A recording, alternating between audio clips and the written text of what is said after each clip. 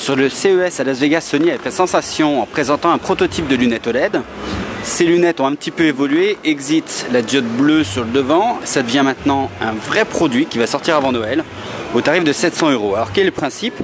On le voit ici, les deux yeux sont en réalité deux écrans OLED avec à l'intérieur les images.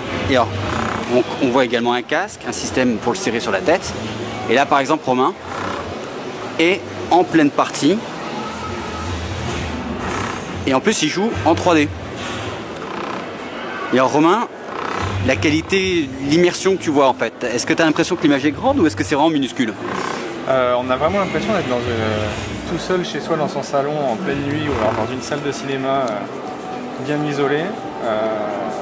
L'immersion est excellente, ça pixelise encore un peu.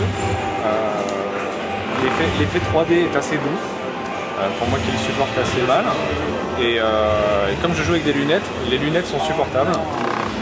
On peut jouer avec ses propres lunettes sur les yeux plus le casque.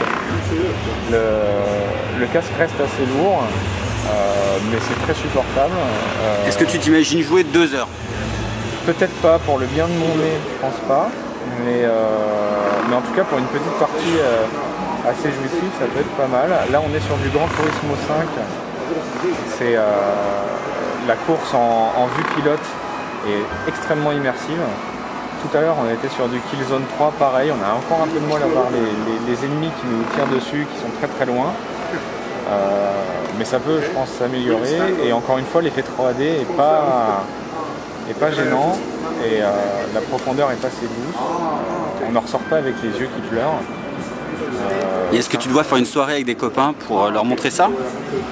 Il faudrait acheter 2 casques, au moins. Ça commencerait à revenir un peu cher. Mais une fois que le produit sera passé dans des prix un peu plus raisonnables, je pense que ça peut plaire à énormément de joueurs. Et surtout, c'est aussi compatible avec n'importe quelle source, que ce soit un Blu-ray ou la télévision. À partir du moment où on le branche quelque chose qui envoie de l'image, ça fonctionne.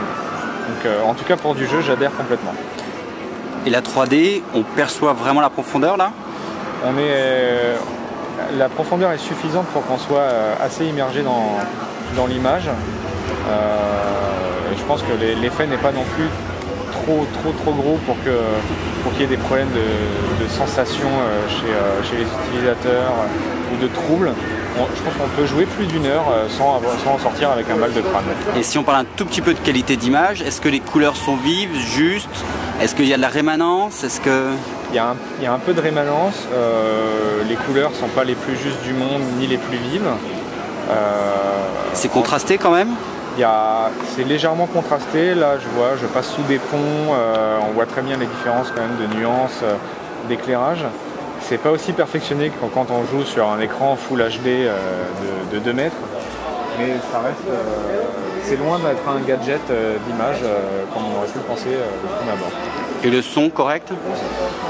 Le son, on n'est pas sur de l'écouteur ou sur du casque de très très haute qualité, c'est suffisant pour... en tout cas c'est suffisant et suffisamment fort pour se sentir immergé dans une course ou dans un jeu d'action. Un peu plus de qualité quand même au niveau du rendu sonore, je pense que ce serait pas de mal. Mais pour le moment, en tout cas, c'est un produit sympathique qui peut avoir son petit succès. Donc clairement, quelqu'un qui t'aime beaucoup t'en offre un, tu joues de temps en temps avec? De temps en temps, voire un peu plus.